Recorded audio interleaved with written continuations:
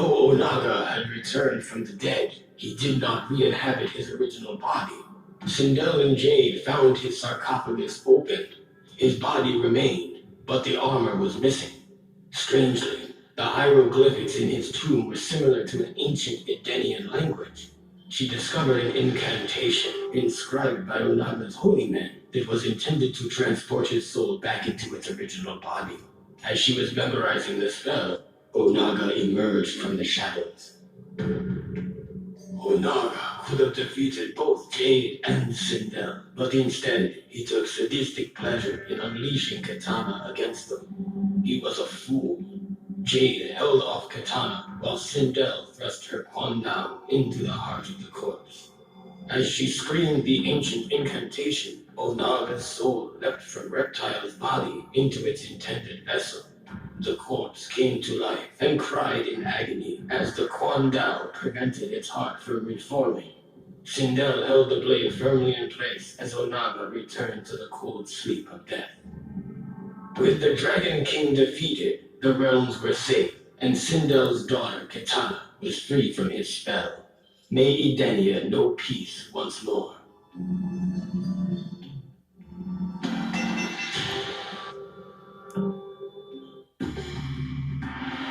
In the wilds of Outworld, Hotaru captured the renegade Earthrealm warrior Sub-Zero and brought him before the Dragon King.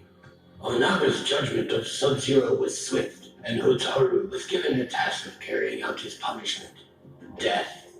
His fate served as a reminder to all who would challenge the authority of the Dragon King.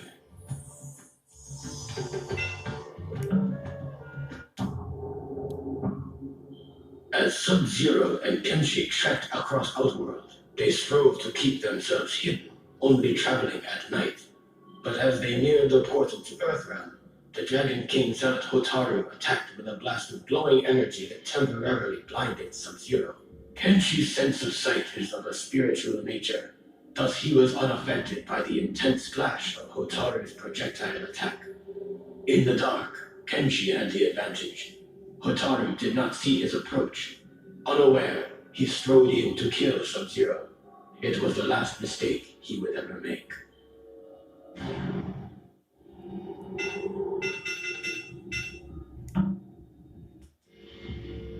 The others had defeated the Dragon King, but left his broken body unattended on the floor of his throne room. Not long ago, a similar fate had befallen his former advisor, Shao Kahn. Havoc ripped the still warm heart from the carcass and consumed it, thus absorbing Onaga's power to reanimate the dead. Had the Dragon King succeeded in his plans for total domination, the never-ending turmoil of life would have come to a stifling halt. Those who defeated him believed that the realms were at rest once more, but Havoc vowed to restore the chaos that once ravaged Outworld. Shao Kahn would rule again.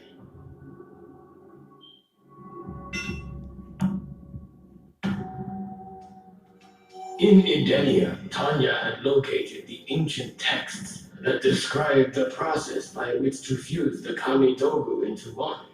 With this information, Onaga was able to create the one Kamidogu, a tool of unspeakable power. As the Dragon King was distracted, reveling in his victory, Tanya seized the opportunity to snatch the Kamidogu from him, thereby obtaining godlike power. She destroyed the Dragon King and became ultimate overlord of the realms.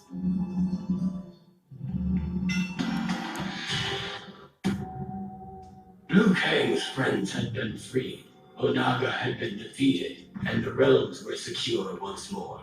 But there was one battle that remained. Liu Kang's body had been used by some unknown force as a tool of destruction. It had left death in its wake and needed to be stopped. The chaos would end in Earthrealm. The fight raged with neither combatant able to best the other, when a jolt of energy crackled through them both. Liu Kang's nerves blazed like fire, and he felt a rush of air fill his lungs for the first time since his death. He was Liu Kang once more, protector of Earthrealm, champion of Mortal Kombat.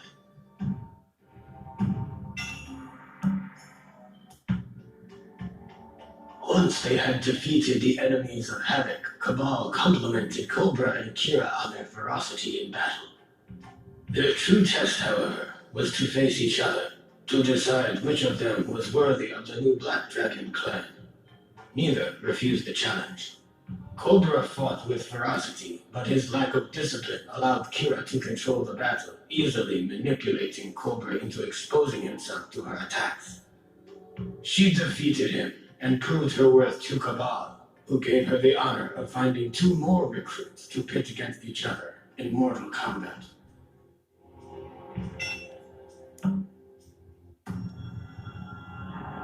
Havoc had given Cabal's new Black Dragon recruits a task: lure the heroes away from the Dragon King's corpse while he somehow retrieved the heart, and with it, Onaga's power to raise the dead. Apparently, Onaga's ancient army had only been invincible by means of constant resurrection during battles. The power to raise the dead would prove quite useful to the Black Dragon clan. Cabal slew Havoc and took the Dragon King's heart for himself. Havoc was most impressed.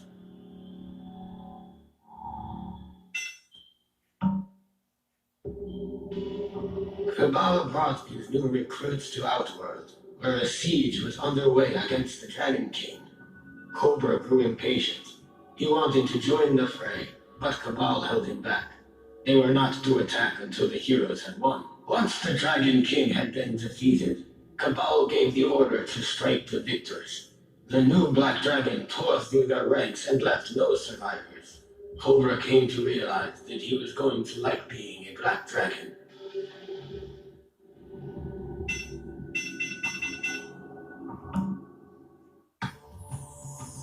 The traitor Tanya had given the Dragon King the information he needed to finish merging the Kamidogu. But before he conquered all the realms, Jade would see Tanya dead. Jade had allowed Baraka's soldiers to capture her, feigning defeat in battle.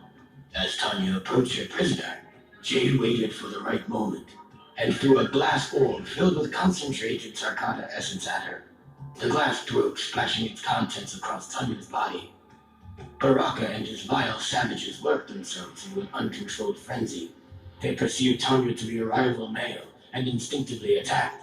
I doubt she survived the encounter.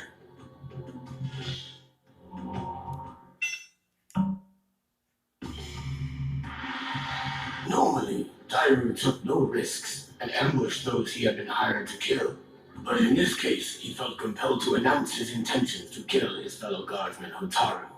There still must have been some code of honor left in his cynical heart. Hotaru was defeated, but before Dairu could reveal who had commissioned the attack, Hotaru drew his dying breath.